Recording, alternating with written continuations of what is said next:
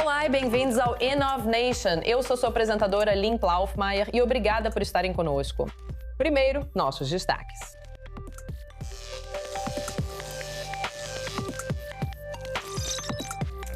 Os incêndios florestais aumentam em tamanho, velocidade e dificuldade de controle a cada ano. Visitamos uma startup de tecnologia contra incêndios que usa IA para prever, rastrear e impedir que as chamas se espalhem. Whisky, vodka e gin estão recebendo uma atualização tecnológica. Esta startup israelense está usando IA e sensores em tempo real para transformar destilarias em laboratórios de precisão sem perder o caráter artesanal.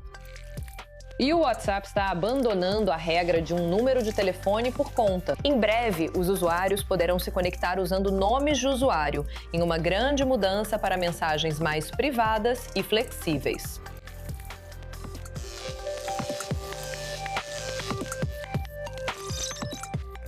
Veteranos de operações especiais de elite lançaram uma nova startup israelense, apostando que a próxima grande mudança na internet não será sobre humanos, mas sim sobre agentes de IA tomando decisões em nosso nome. A Laime acabou de captar 10 milhões de dólares para construir ferramentas para o que chama de web agêntica, acompanhando como sistemas de inteligência artificial navegam, interpretam e, por fim, escolhem quais produtos e serviços recomendar. Então, para falar mais sobre isso, estou agora com Aviv Shomni, cofundadora e CEO da Laime. Aviv, obrigada por estar comigo hoje. Você pode, por favor, explicar o que é a web agêntica? Muito obrigado por me receber, agradeço mesmo.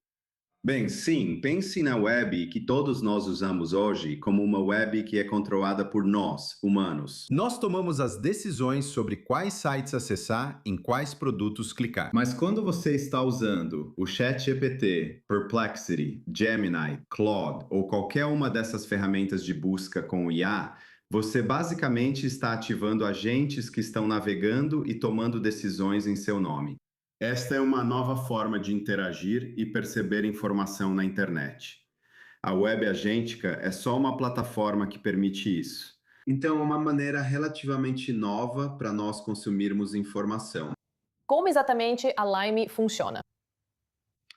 Basicamente, ajudamos marcas e produtos a aparecerem em motores de busca de IA como ChatGPT, Perplexity, Gemini e Claude. Nós garantimos que os ativos digitais dos nossos clientes, como o site deles, o Reddit, todos os lugares onde eles publicam conteúdo, sejam as fontes mais atraentes. Mas aos olhos desses motores de busca de IA, como o ChatGPT, Perplexity e Gemini, então vamos supor que seja uma empresa de tênis de corrida. Sempre que buscam os melhores tênis de corrida, nós garantimos que apareçam. Mas então, porque isso parece uma grande mudança na forma como usamos a internet, isso vai significar que as empresas vão passar a fazer marketing para a IA no futuro, em vez de fazer marketing para o Google e para nós. Com certeza. Se você pensar na nova camada dentro da internet agora, até então eram marcas como a Nike em contato direto com seus consumidores. Elas controlavam tudo, elas controlavam o conteúdo delas, elas controlavam o posicionamento. Hoje existe uma nova camada. Essa camada se chama agentes de IA. Eles estão tomando a decisão de mostrar o tênis de corrida vermelho, o tênis de corrida azul, se vão mostrar Nike, Saucony, ASICS ou qualquer outro produto disponível. É uma mudança total no comportamento dos consumidores e na forma como as marcas decidem e para quem fazem marketing, já que agora são agentes de IA tomando essas decisões. Você captou 10 milhões de dólares em investimentos. Qual o principal desafio que busca resolver com esse valor? Eu acho que há alguns avanços muito interessantes acontecendo agora em IA. Somos uma grande equipe de engenheiros experientes em desenvolver produtos de IA nos últimos anos. E para nós, neste momento, é conseguir integrar a camada de base para poder interpretar como os agentes de IA estão percebendo as informações.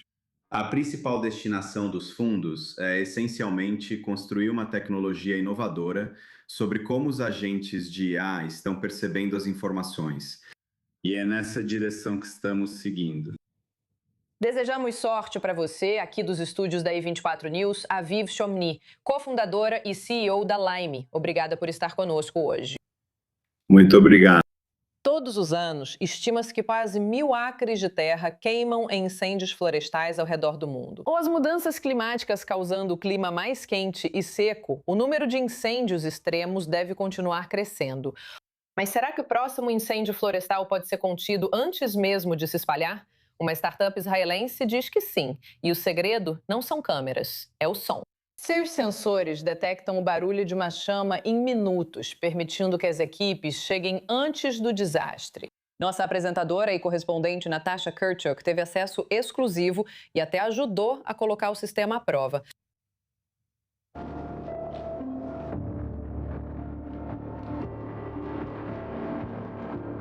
Janeiro de 2025, Los Angeles está em chamas. Incêndios florestais devastam o sul da Califórnia, matando pelo menos 31 pessoas, destruindo dezenas de milhares de casas e desalojando mais de 200 mil pessoas. Tudo porque as autoridades demoraram demais para identificar quando e onde o incêndio começou. Bem, agora uma startup israelense diz que desenvolveu uma solução que pode evitar tragédias como essa no futuro. Neste momento, estamos na Floresta do Carmelo, no norte de Israel, onde vimos um dos piores incêndios da história de Israel em 2010. Cerca de 1 milhão de árvores foram danificadas e 45 pessoas morreram enquanto tentavam conter o incêndio. A água evaporava antes mesmo de conseguir atingir as chamas. Esse padrão ocorre globalmente devido às mudanças climáticas e à secura do solo, tornando os incêndios cada vez mais incontroláveis. O objetivo principal é descobrir como detectar o fogo rapidamente, antes que ele se espalhe e vire algo assim, que destruiu mais de 6.000 acres. Exatamente.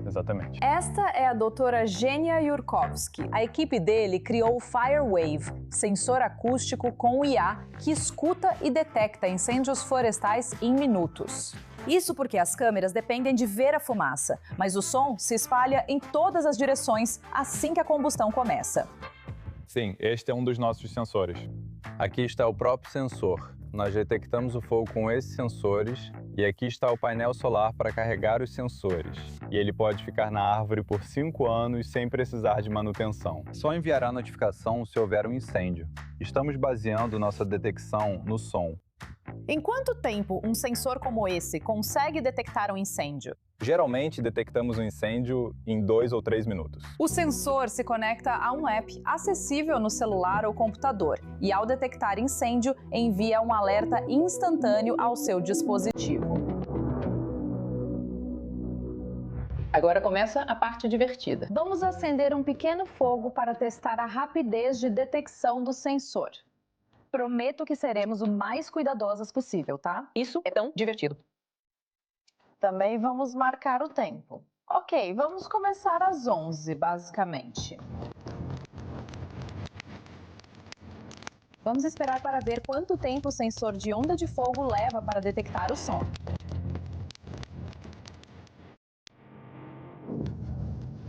Aí está. Você pode ver que foi detectado. Levou menos de 2 minutos para detectar. Os bombeiros veem a localização. Eles recebem as coordenadas dos dispositivos que detectaram o incêndio. Eles também podem ouvir as gravações do incêndio e ter certeza de que é realmente um incêndio. 2 minutos fazem diferença, porque os principais sistemas para detectar incêndios florestais, como câmeras, podem levar 20, 30, às vezes até 60 minutos para identificar um incêndio em floresta densa. Essa diferença de tempo pode decidir entre vida e morte. Então, isso dá uma ideia de como os sensores realmente ficam quando estão instalados nas árvores. A proposta é instalar centenas ou milhares desses sensores em florestas ao redor do mundo, para detectar incêndios rapidamente pelo som. Este é o nosso modelo mais novo de sensores. O painel solar aqui faz parte do sensor. Incluímos comunicação via satélite para locais sem cobertura celular e estamos preparando uma produção em massa dos sensores, que ficará pronta em alguns meses. O mais louco é que a maioria dos incêndios florestais é causada por pessoas que decidem acender fogueiras bem no meio da floresta. Exatamente assim. Em Israel é proibido acender fogueiras em parques públicos, mas muitos ignoram a regra. Há uma fogueira bem aqui e outra logo ali. E é isso que leva a incêndios florestais enormes. Nos Estados Unidos, os danos de incêndios florestais são estimados em centenas de bilhões de dólares anuais. Mais de 2,5 milhões de casas estão em áreas de alto risco, o que resulta em prêmios de seguro muito altos. E há algumas seguradoras que nem estão dispostas a cobrir essas casas. Firewave, temos 50 sensores instalados em todo Israel, com outros centenas previstos para os Estados Unidos nesta temporada. O objetivo é transformar a luta contra os incêndios florestais em uma corrida que os humanos realmente possam vencer, ouvindo o fogo antes que qualquer pessoa possa vê-lo. Espero que este produto ajude pessoas no mundo todo e que talvez possamos resolver esse problema de uma vez por todas.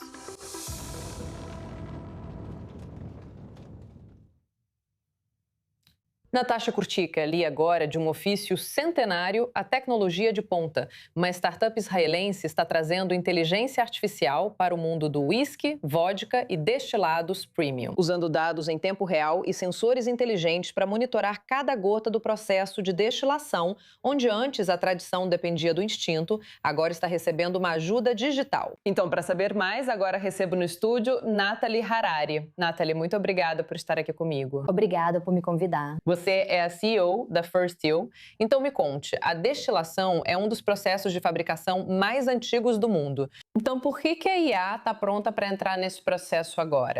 Então, você está completamente certa. A destilação da indústria de bebidas alcoólicas é uma indústria muito tradicional e duradoura há muito tempo. Ela não mudou de verdade por décadas. E, na verdade, os clientes adoram isso. No fim das contas, é assim que as bebidas alcoólicas são feitas. E nós aceitamos isso. Quero dizer, nós usamos exatamente o mesmo método de produção de bebidas alcoólicas. Mas acrescentamos o nosso diferencial, a nossa plataforma, a tecnologia, dentro do processo tradicional de produção. E como você faz isso exatamente? Então, nós temos uma plataforma tecnológica. É basicamente um dispositivo, hardware e software patenteado, que é colocado dentro do barril. E basicamente proporciona uma maturação controlada. Ela controla os parâmetros que afetam a interação entre o barril, a madeira e o líquido. E basicamente proporciona a capacidade de controlar isso e colocá-lo nas garrafas em semanas, em vez de anos. Isso também deve ajudar bastante a reduzir custos, imagino. Também é uma redução de custos. Nós basicamente oferecemos a mesma qualidade, uma boa qualidade, recebemos medalhas de ouro, tanto por nossas marcas quanto pelas produzidas para clientes, sempre com a mesma qualidade. Mas sim, isso realmente facilita e muda o custo e toda a forma como a produção funciona. Há também um aspecto ambiental nisso?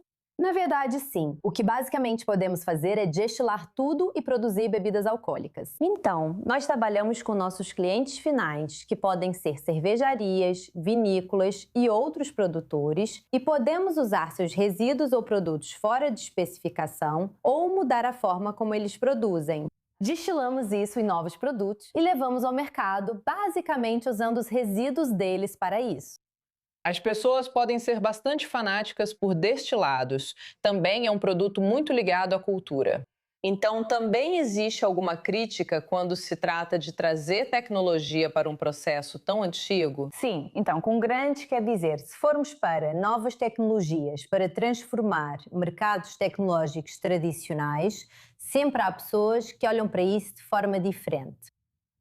A parte romântica da tradição de fazer destilados continua presente. Quero dizer, usamos exatamente a mesma tecnologia, exatamente os mesmos métodos de produção, mas oferecemos aos nossos clientes a capacidade de trazer novos sabores, mais flexibilidade, novos destilados. Então, basicamente, combinamos os dois.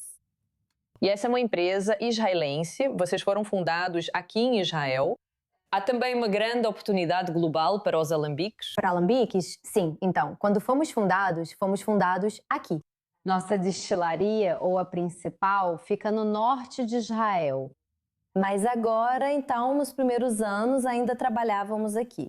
Mas agora, começando mais ou menos no ano passado, temos expandido nossa presença global, começando pelos Estados Unidos e depois expandindo para a Ásia. Agora trabalhando com a Índia e o Japão. E o mundo está precisando da nossa capacidade de produzir novos destilados agora. Sim, então o mundo será inundado por novos gin, vodka e whisky, espero. Sim. E Nathalie Harari, CEO da Restill, muito obrigada. Muito obrigada mesmo. Obrigada. Wall Street voltou a níveis recordes. O Dow Jones fechou em uma máxima histórica na segunda-feira, enquanto os investidores ignoraram as tensões geopolíticas no Oriente Médio e voltaram a investir em ações de tecnologia, estendendo uma alta notável nos mercados dos Estados Unidos. Ações dos Estados Unidos subiram em todos os setores e o Dow Jones fechou acima de 52 mil pontos pela primeira vez. O Dow Jones subiu mais de 300 pontos, enquanto o S&P 500 avançou quase 1,2% e o Nasdaq saltou mais de 2%, impulsionados por uma recuperação das principais ações de tecnologia após perdas recentes. Analistas atribuem as compras ao reposicionamento de carteiras no fim do trimestre e ao otimismo renovado no mercado. O clima é positivo nos mercados. Ações de menor capitalização ficaram para trás, mas acredito que isso mudará se as taxas de juros caírem, o que espero nas próximas semanas. Uma das ações que ajudou a liderar a alta desta segunda-feira foi a Alphabet, após semanas de fortes vendas. Apesar das preocupações com os enormes gastos da empresa em IA, os investidores parecem estar voltando a comprar antes da temporada de resultados. As pessoas estão comprando Alphabet Google agora como uma pechincha para o próximo trimestre, cujo resultado será divulgado no final de julho. A alta foi impulsionada pelo alívio das tensões entre Estados Unidos e Irã, reduzindo temores de conflito regional. O foco agora são os resultados do segundo trimestre, com a maioria das empresas do S&P 500 divulgando balanços a partir de meados de julho. Investidores observarão se os lucros corporativos justificam as avaliações recordes de Wall Street. No momento, o mercado acredita que a diminuição dos riscos geopolíticos, lucros resilientes e o entusiasmo contínuo com a IA serão suficientes para sustentar a alta. Agora, a batalha pela supremacia em IA está se tornando uma questão de segurança nacional. Após inicialmente bloquear os modelos mais recentes de IA da Anthropic por preocupações com cibersegurança, o governo Trump agora está flexibilizando essas restrições, permitindo um lançamento internacional limitado, enquanto mantém seus sistemas mais poderosos sob controle rigoroso. Nicole Sedok relata. A próxima disputa da IA pode ser sobre quem pode usá-la, não sobre quem cria o modelo mais inteligente. Esse é o debate que está acontecendo agora em torno da Anthropic, depois que a empresa acabou de lançar seu mais novo e poderoso modelo de cibersegurança chamado Mythos. O governo dos Estados Unidos precisou intervir. Vamos começar explicando o que é o Mythos. Ele basicamente pode escanear softwares, encontrar vulnerabilidades e corrigir essas vulnerabilidades antes que hackers possam encontrá-las e explorá-las. Uma grande vitória para a defesa cibernética. Um exemplo disso é que o Mythos realmente ajudou uma empresa a escanear 1 bilhão e 800 milhões de linhas de código em apenas 8 semanas. Isso levaria cerca de 8 anos para humanos, e com a tecnologia disponível atualmente. Então, isso mostra o quão poderosa e útil essa tecnologia pode ser se for usada corretamente. Mas é aí que os alarmes surgem. Isso mostra que deve ser usada corretamente, pois há pessoas de boa e má fé. E se as pessoas de má fé também usarem esse software, elas podem explorar essas capacidades e encontrar os pontos fracos. E é por isso que o governo Trump interveio no início deste mês. Eles restringiram o acesso de estrangeiros a 2 modelos da Anthropic, incluindo um que é baseado no Mythos. A Anthropic, então, realmente teve que tirar esses modelos do ar, porque a restrição não era apenas para governos estrangeiros, mas também para cidadãos estrangeiros. Isso inclui estrangeiros que trabalham como funcionários da Anthropic. O Departamento de Comércio reverteu parte da proibição para um modelo, permitindo que algumas empresas americanas aprovadas e seus funcionários estrangeiros possam usá-lo. Na verdade, vemos que o governo dos Estados Unidos já não adota mais uma postura de não interferência em relação à inteligência artificial. Modelos poderosos precisam de revisão do governo, especialmente quando se trata de temas sensíveis como cibersegurança. Não é só a Anthropic passando por isso. Relatos indicam que a OpenAI também aceitou que o governo avalie quais empresas terão acesso ao seu modelo mais recente. Então, mitos, isso mostra como esses novos modelos de IA estão ficando poderosos. Mas na nova corrida da IA, a questão não é apenas quem consegue construir um modelo mais poderoso e bem-sucedido. A questão é em quem realmente se pode confiar para usar esses modelos no futuro e se e quando o governo pode precisar intervir. Por anos, se alguém tivesse o número de telefone, podia te encontrar no WhatsApp. Agora, isso está prestes a mudar. O aplicativo de mensagens está introduzindo nomes de usuário, permitindo que seus 3 bilhões de usuários se conectem sem compartilhar uma das suas informações mais pessoais. Você poderá escolher um identificador único, como no Instagram ou X, e decidir se as pessoas te encontram pelo nome de usuário em vez do número. O WhatsApp afirma que não terá diretório público de nomes de usuário e que só será possível receber mensagens de quem souber seu identificador, aumentando a privacidade. A empresa já permite reservas de nomes de usuário antes do lançamento global nos próximos meses. Mas, com milhões de pessoas esperando para disputar os melhores nomes de usuário, a corrida para garantir sua identidade online pode estar apenas começando. E governos ao redor do mundo estão apertando o controle sobre a tecnologia, desde restringir o acesso aos modelos de IA mais avançados do mundo até limitar o tempo das crianças nas redes sociais. Uma onda crescente de regulamentação está remodelando como e quem pode usar as ferramentas digitais que cada vez mais definem nossas vidas. Então, para falar mais sobre isso, agora estou acompanhada pela apresentadora da E24 News. Não, desculpe, você não é apresentadora, mas agora eu sou co-apresentadora. Sim, eu não deveria te contar, mas você é a nossa correspondente. Tô pegando seu trabalho? Eu fico tipo, ei. Vou ficar com tudo. Sim, estou saindo do jogo. Joe Brown, obrigada por estar comigo hoje. Foi um prazer. Quais países estão restringindo o acesso de crianças às redes sociais? E como estão fazendo isso? Então vamos falar sobre 3 países em particular.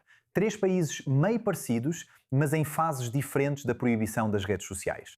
Primeiramente, os Estados Unidos anunciaram que a Câmara aprovou um projeto de lei que permitirá regras mais rigorosas contra as redes sociais. Ainda não sabemos exatamente o que é isso. Está em sua fase inicial e ainda vai passar pelo Senado também. Então, ainda há muitos obstáculos para superar. No Reino Unido, cerca de uma semana antes de anunciar sua renúncia, Keir Starmer disse que iria introduzir uma proibição do uso de 10 plataformas de redes sociais por menores de 16 anos. Essas incluem as mais populares, Facebook, X, YouTube, outros tipos de serviços de streaming, Reddit, aquelas que eles consideram ter conteúdo prejudicial para crianças menores de 16 anos. E também há a Austrália. A Austrália foi o primeiro país a implementar uma proibição de redes sociais para menores de idade. E pelo que vimos até agora, não saiu como planejado. Em uma pesquisa recente, 85% das pessoas com menos de 16 anos ainda conseguem acessar a internet, apesar disso. Isso porque, e eu lembro de ter conversado com você sobre isso na época, é um sistema muito falho que eles têm. É muito difícil regular a internet neste momento. O gênio já saiu da garrafa. É difícil colocar a pasta de dente de volta no tubo. Diversas analogias diferentes, mas todas significam o mesmo. Ficou grande demais. A internet está tão gigantesca hoje que é difícil regulá-la para as crianças. Então a única maneira de fazer isso agora, ou mais fácil, é usar bloqueadores de sites, que você consegue burlar muito facilmente. Na Austrália, eles fazem isso por meio de verificação por foto. E você pode simplesmente pegar fotos de adultos, colocar lá e aí a verificação será aprovada.